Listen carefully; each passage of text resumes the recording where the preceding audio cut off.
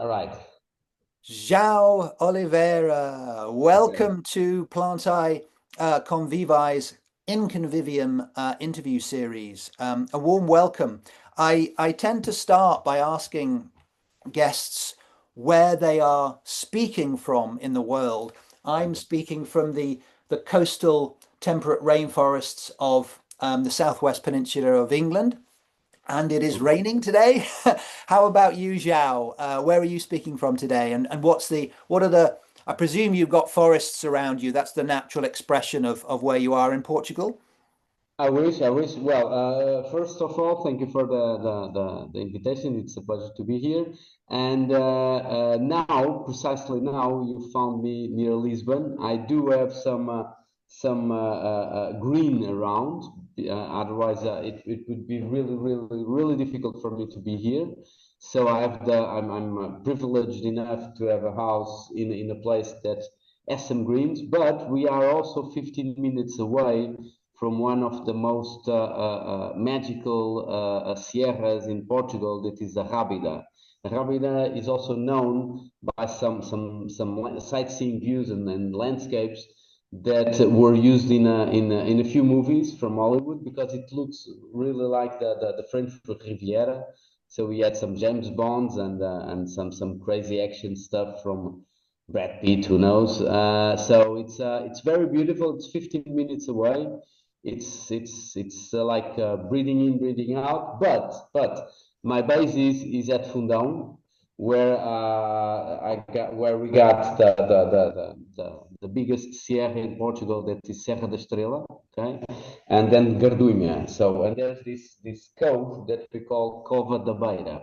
Okay, so the Cove of Beiras. Beiras, it's this region, and it's amazing, and I even feel a commotion. Just there's something here in the heart, every time that I speak about Gardunha and Serra da Estrela, mostly when I'm not there. So every time that I'm coming and see the first one, that is Gardunha, something like home starts feeling inside my heart, so. Wonderful. And I'm very fortunate also to be able to be there and have one of the most, maybe my one of could be one of my life projects, that is St. Francis Lab. We wanted to be in English because we need to have also this international projection on ecology. Everything is interconnected, and there are no borders. So instead of calling it Laboratório de São Francisco, we rather call it St. Francis Lab. St. Francis of Assisi, St. Francis, okay? Yeah, yeah. So I do not believe in the church, but I do believe in the entity of the creation, okay? I'm very connected to that belief, and I'm very inspired by a few guys in the Christian history, but also by Buddha, for instance, and also by a lot of even by Indians, But the spiritual connection is something that is part of the ecology, because it is another way to look in a more deeper sense to the things that are going on. Okay, from the most amazing and magical stuff to the most dramatical ones. There is always a interconnection on this amazing equilibrium that we need to address if we want to understand ecology. And if I may, do I have 2 minutes for a wonderful, beautiful story? Like 30 years ago, I was in the university, and there was this teacher called Francisco Ramos, and there's this class that 30 years after I still remember it, and it's just beautiful and amazing. So in the forest of the Ituri, that has been really punished for the palm oil and all this and coconut crops and stuff. But there is still a bit of the forest of the Ituri. The people living there was or still are in very fractionate way the Mbuti Pygmies, okay? And the Mbuti Pygmies, they had this relationship or they have hopefully still this relationship with the forest of Ituri that they had very deep inside their philosophy that the forest was their mother, mãe, amiga, friend, irmã, sister, mãe, amiga, amante, irmã, companheira, juiz. So mother, friend, lover, sister, companion, and judge. Okay, so if you do understand the ecological work with this deepness of feeling and this deepness of understanding, you will understand how she can become your judge if you really fall in the trap of not respecting the generous condition of the ecology being your mother and being your companion and being your lover and being your sister and being your friend. So thank you for the time to tell you this wonderful, beautiful story that really still after 30 years touches me and is deep inside my heart and the vision that I have about what ecology is. No, that it's. I mean, this is the first time we have spoken. Even though we exchanged a few emails a few years ago, but already it's deeply resonant. We are on the same page. That's wonderful. That spiritual connection is what's missing for so many people and much of the world, but not the indigenous cultures, and it is shifting. But what I really, and that will inform really, and it kind of underlies what we're going to talk about today, because your work was drawn to my attention. You work with Mushmore, the ecological cooperative that you're involved with, specifically working with Pampas grass, which is, what has been described as an emerging invasive across Europe.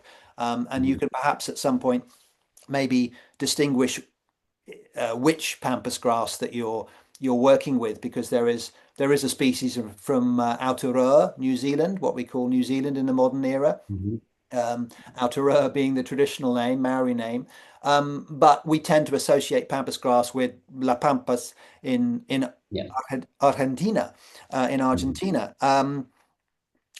but you were, rather than seeking to, like many people do, particularly conservation organizations, to fight it or to eradicate the plant, you've been partnering with it in order, so basically using it as an ally to regenerate your local forests. And that, if I've understood it right. So I'd love you to kind of describe that work and maybe how it began, how you started partnering with Pampas.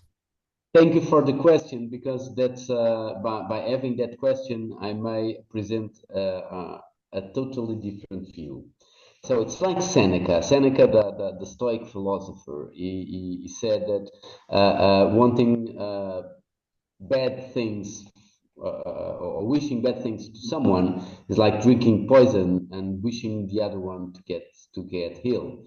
So I think that you already lost the ecological battle if you go to the field and see the one that you wish not to be there as an enemy, So the pampas grass and the acacias and the hyacinth, the water hyacinth, and all this kind of, at least on plants, they perform ecological services that were stripped by human, by anthropogenic impact, or by the human interference on the equilibrium of the ecosystem. So pretty much every time there might be some pockets of stuff made by a storm or a huge drought, or a spreading by wildfire,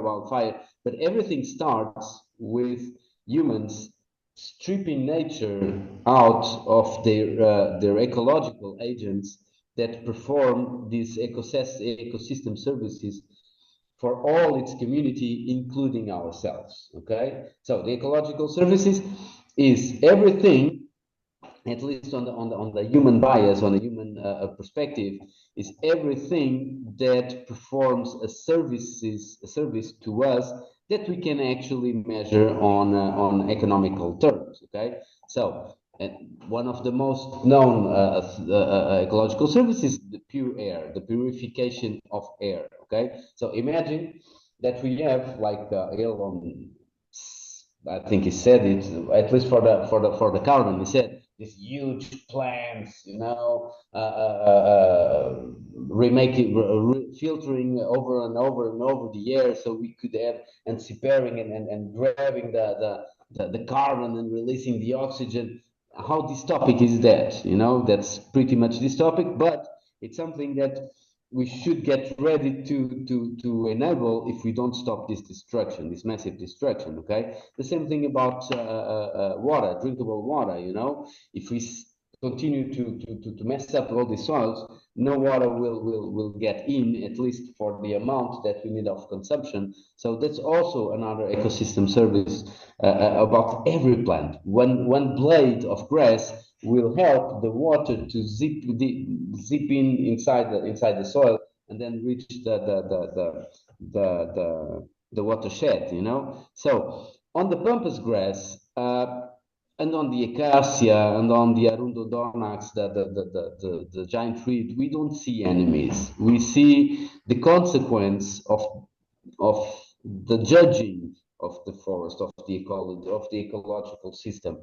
The ecological system is our friend, is our companion, is our lover, and if we is our mother, and if we really disrupt that spiritual connection, then it will be our judge. And what will bring us is on and on and on and on and on things that are more difficult to destroy. So an acacia invasion, it's really expensive to take it out.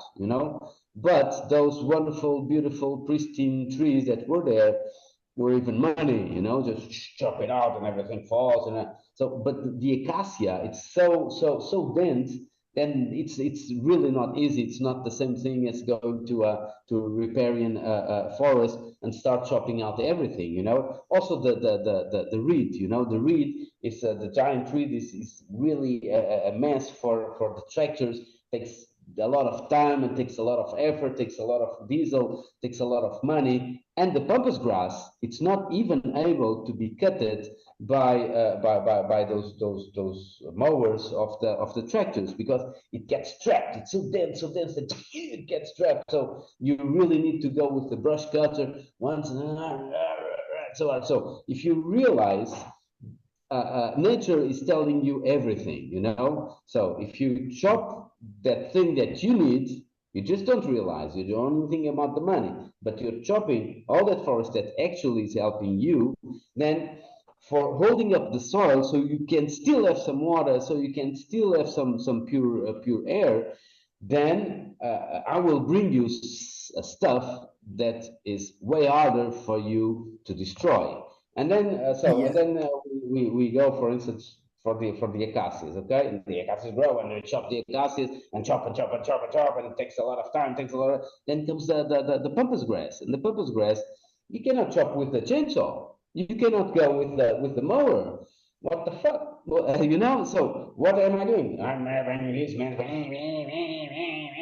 and then I come with the machine and strip everything out, and then I start another invasion there, because the companies that do this removal, they don't care, they don't know about anything ecology, and even the CTOs. Then it will be there on the dumpster, and a new invention starts growing. This is happening.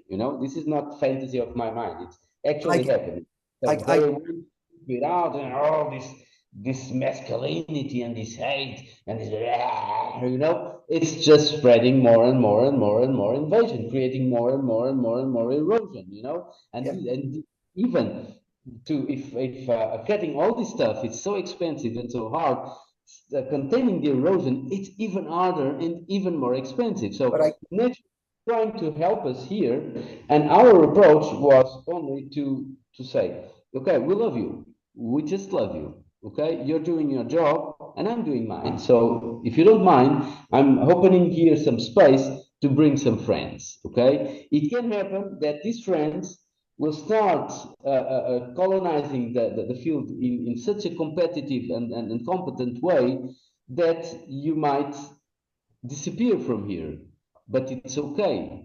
Nature has that grace, like a warrior will fade away in the heat of the battle, but standing with the flag, So the Pampas will also gracefully disappear once it is shadowed, once it is all its place as the ecosystem services, so she knows that she's no longer needed, And once a plant knows that she's no longer needed, she has no problems, no philosophical problems in dying and disappearing. Yeah. So it's on this perspective, as you see, very Buddhist more than Christian. It's on this perspective that also Christian, but that we work on. We don't see enemies. We see friends that came here to aid us.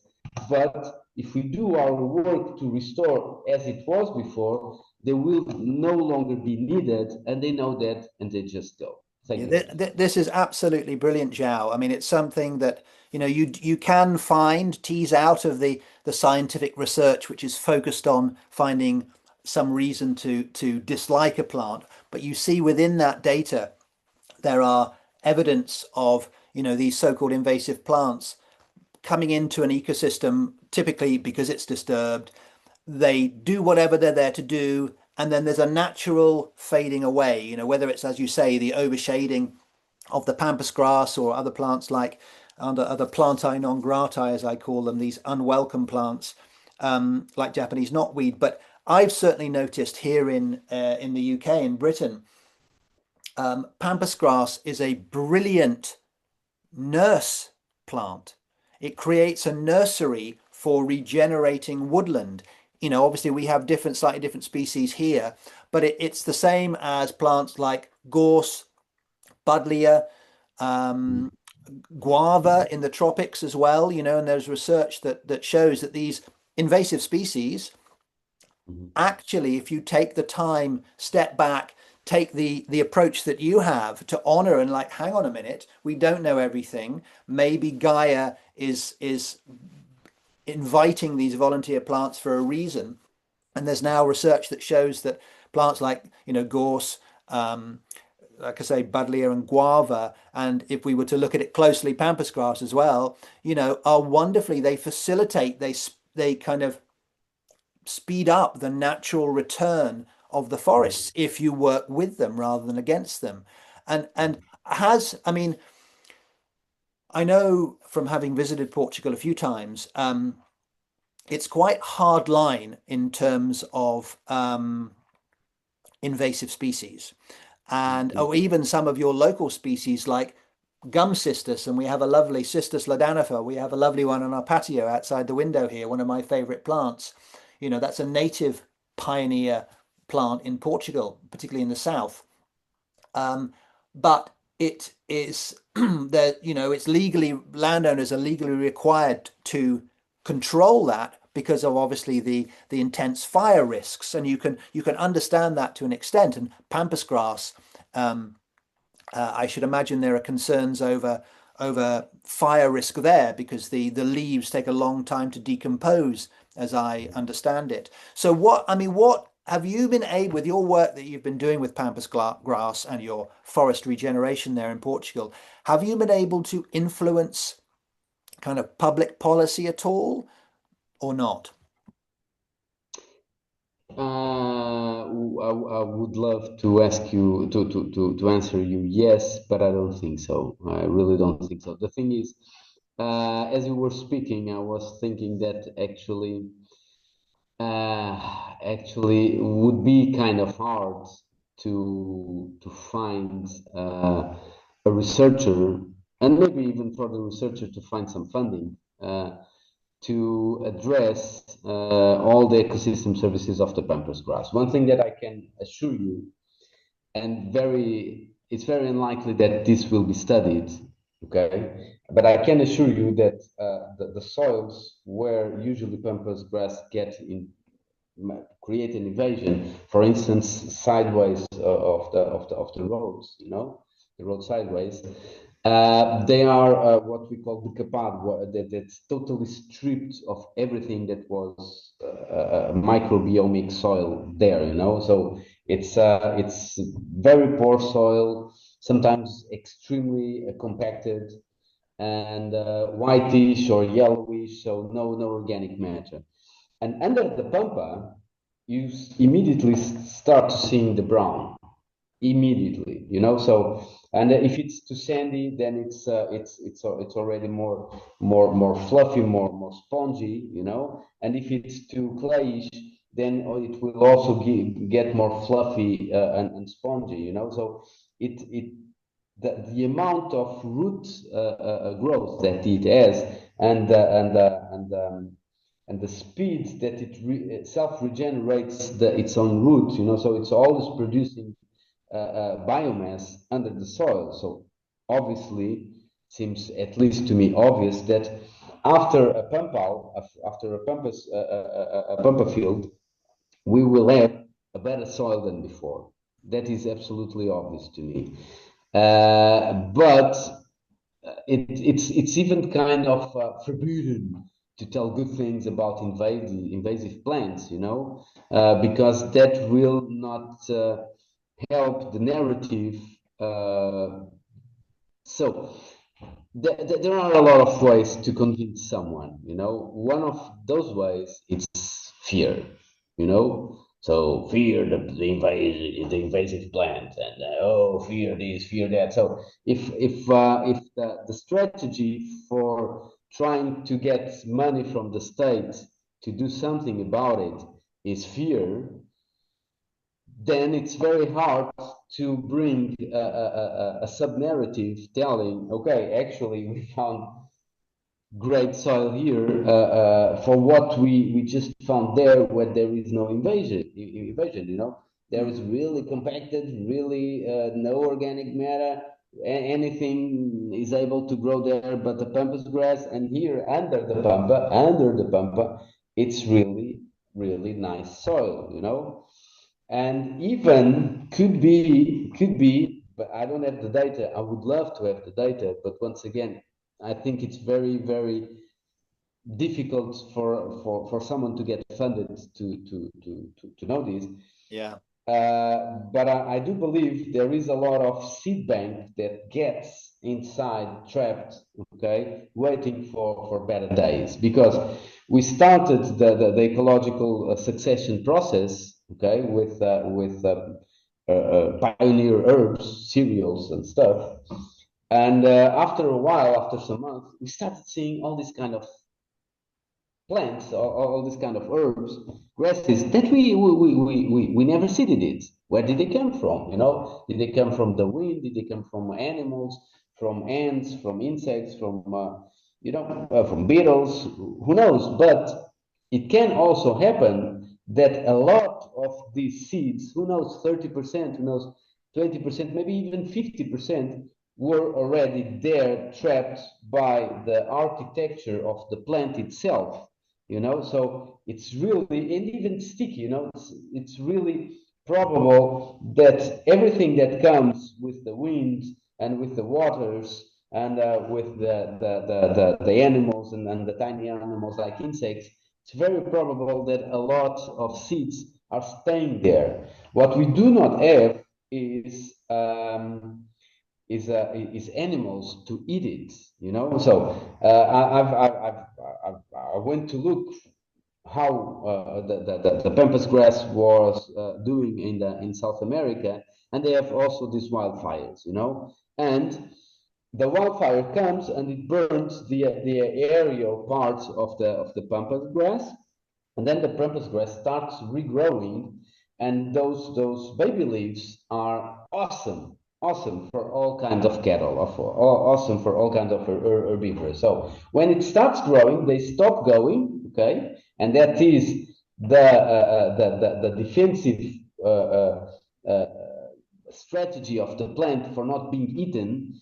And why? Because it's lovable for these animals. They love to eat it once it's very small. Okay, so the fire comes, everything burns, the new sprouts come, and the cows love it, and the sheep love it, and the goats love it, and the horses love it. Everybody loves it, and that's why she's cortaderia, and that's why she cuts your hands, you know, and cuts the mouth and the tongues of the herbivorous, because she's wonderful to eat. You know, she gets all these silicas and these minerals and this stuff, and she's so good to eat that she needed to create this strategy.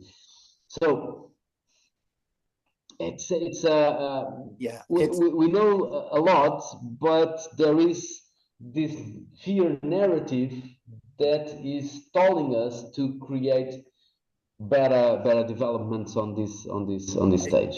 I think the likes of you and I and our collaborators are kind of are ahead of the curve, but it's certainly my experience that the more you look at these kinds of plants with an open mind, the more you see how they fit in to their ecological context, even if they're from native to another Mhm. part of the world.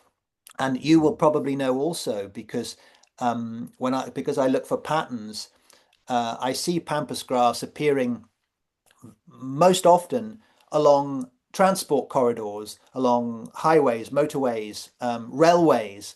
And it's interesting that it has been shown, the plant pampas grass has been shown to cleanse soils, not just build soils, as you've been describing, of petroleum hydrocarbons. And then you're Yeah, going to go, wow, that's amazing, because is it a coincidence then that it grows along the highways? I don't think it's a coincidence. it's So niche. It's niche. maybe it's just, I think the weight of evidence will build and build and build as there'll be more and more open-minded, practitioners like yourself and researchers. And I think the weight of evidence will ultimately, maybe in our lifetime, maybe not, will kind of flip the narrative that you spoke of, and we'll look at these plants not with fear anymore, but with awe and reverence. But so we'll see. But Yes. it's brilliant that you're doing the work that you're doing. It's fabulous. You're a pioneer yourself. Thank you. Yes, at least I try to be, because also when the work is done, I get bored. So I might be a pioneer too. So when it's for the development, then I do find a lot of people that are better than me, bringing some complexity. I could do it too, but then I feel the urgency to go somewhere else where other people are not able to see the same things that I am. You know. Yeah, So, I mean, that part of the sideway roads, in the end, it's their ecological niche, and we must understand that the way that we design a society, it's really hard for the native plants to strive, because they are not made to clean hydrocarbons. They are not made to stop the erosion without some biodiverse concept, architecture, So our native plants, they need each other. They really need each other. So they need biodiversity to strive together as a community, mhm. and not for the pioneers. So that's why we also have a lot of metaphor with the immigrants, because at least we go to the agriculture fields, and we don't see a lot of biodiversity. We see monodiversity of always always the same people, like Indian people, or so. And it makes sense that on this architecture that nature created, the one that I revere and I believe, as some niches to people that are, or agents that are able to strive in the toughest conditions without a lot of biodiverse input. But that's the simple stuff, But once you go to the complex part, then you will need more and more and more and more biodiversity to strive. And what we are doing on the roads, we are killing all the biodiversity. We are on the railways, we are killing everything, you know, and then putting some rocks, waiting that everything goes differently of what it does. So it's kind of mad. It's kind of mad because we are always putting the same solutions and waiting for different results. And Einstein told us that's madness. That's waiting for different results with the same strategy. It's madness. Why we keep so mad? That is another question, maybe another interview. I do have some perspectives, but Well, that's a longer. we're coming to the end of our time, but I am very, very open to doing a part two at some point in the near future. That would be great. Man. So as we wrap up, and in that part two, perhaps I can ask you what other so-called invasives or plantae non grata you would like to work with that you haven't yet. But where can people go to find out more about you and the work of Mushmore? Is there a Okay. website, and Yes. how they might contact you? There's this website.